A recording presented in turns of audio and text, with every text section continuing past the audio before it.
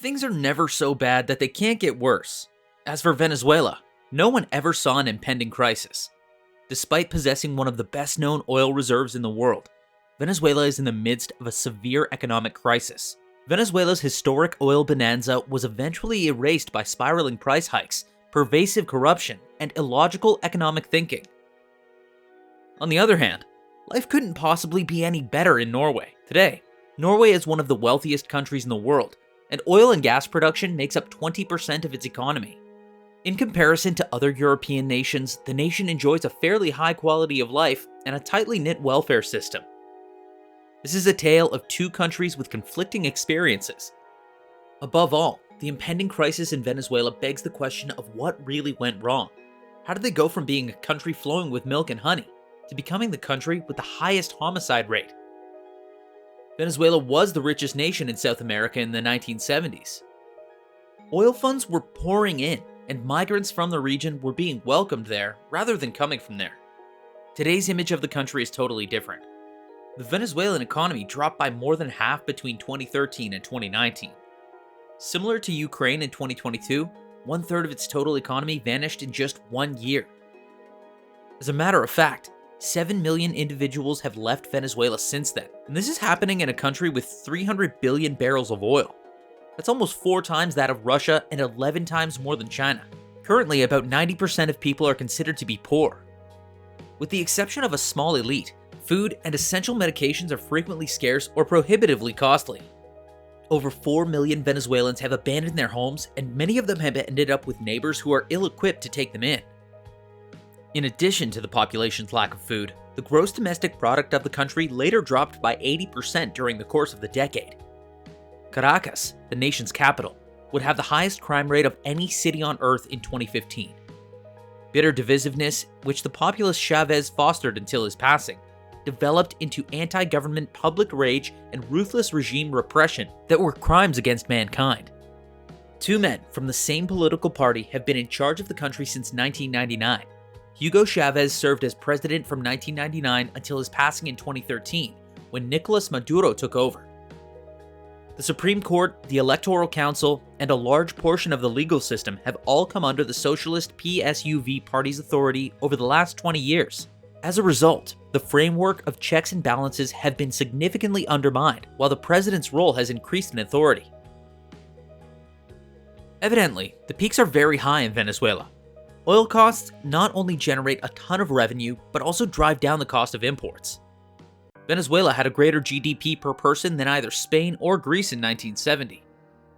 The middle class made up around 60% of the population. The early 2000s saw a second wave of wealth creation as China rose to prominence. The country even started importing doctors as the need for oil skyrocketed. However, such extreme highs are accompanied by equally extreme lows. Nothing is ever saved for a rainy day because no competent politician withholds wealth from the majority.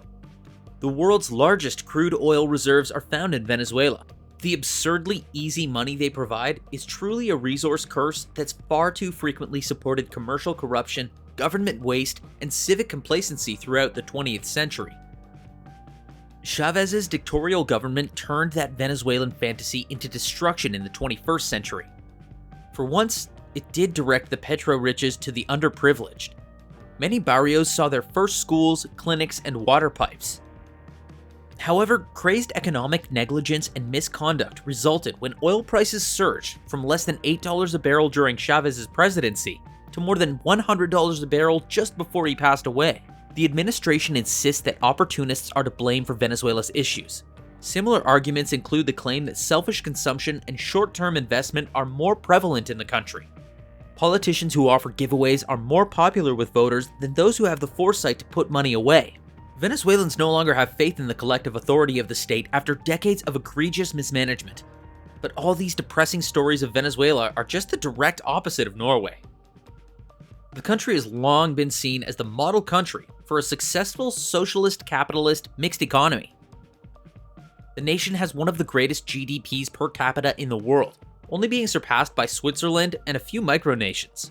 The country boasts one of the greatest national life expectancies and a sizable trade surplus. It boasts one of the highest percentages of university graduates of any nation in the world and a particularly skilled labor force. Its unemployment rate is one of the lowest in the world. Additionally, it enjoys widespread respect on a global scale for being a location where conducting business is simple. Perhaps more amazing is the fact that Norway has managed to rank among the most economically developed nations in the world after taxes. The top fifth of earners in OECD countries make 10 times as much as the bottom fifth of earners in those same countries, compared to the average income of the OECD countries. The country has incredibly strong labor protections when it comes to working conditions. There is little chance that the folks are working long hours or searching for a second job to meet their necessities. Norway outperforms the majority of the world's leading nations in terms of healthcare. One of the most outstanding medical systems in the entire globe is present there. So what factors led Norway to this degree of economic success? Norway did not always have such a developed economy. In the 1960s, its GDP was basically on par with that of emerging countries like Bangladesh or Nigeria. Fishing was a major source of income. There weren't many people living there though. It was a far cry from the booming economy of today. In many ways, Norway was destined to stay unimportant and underdeveloped. Today, Norway outperforms all other countries in terms of oil production per person. Norway is one of the richest countries on Earth, and it is recognized as the most democratic country in nearly every criterion of a country's economic success. Over 2 decades, Norway has turned its oil and gas resources into financial power. The government pension fund Global, sometimes known as the Oil Fund, is a sovereign wealth fund run by the Norwegian central bank that invests foreign oil earnings. A thriving oil industry has been a major element in their economic good fortune, especially in the light of the prolonged period of high oil prices during the previous 15 years. In 2014, the petroleum industry contributed more than 50% of its exports and more than 20% of its GDP. Although the oil boom caused the GDP to increase by nearly 5 times, private corporations like Shell, Exxon, and other similar entities did not handle it. The government made the decision to use a government-owned corporation to run its operations. In recent years, high oil prices have encouraged investment in the petroleum industry to record high levels. This sector received as much investment as the whole domestic non-oil sectors combined. Particularly over the past 10 years, there have been significant positive spillovers to other corporate sectors in the oil service industry. Even after the 2008 financial crisis, Norway has maintained high employment and low unemployment. Virtually everyone in Norway became a millionaire in krona, marking a significant achievement for the largest sovereign wealth fund in the world. The fund, which was established in 1990 and holds about 1% of the world's equities and bonds, makes the Nordic country an exception when other countries are reeling under a pile of debts. Overall, the Scandinavian country's biggest flaw is its extremely high cost of living. Although it's not a flawless economy, they have done practically everything correctly with the possibilities they have been given because of the hefty taxes, which vastly outweigh the take-home pay. The key question is the economy still good after all this? As for Venezuela, a lot of questions need to be asked. As it is frequently stated, the Scandinavian nations are allegedly implementing socialism. And instead of crumbling, these nations are really seeing rapid socio-economic improvement. If this notion is true, shouldn't we simply identify socialist economies as disasters like Venezuela? What do you think is the biggest factor that contributed to the two countries with the same type of export to have such a different outcome in their economic status? Let us know in the comments, and don't hesitate to like and subscribe if you enjoyed the video.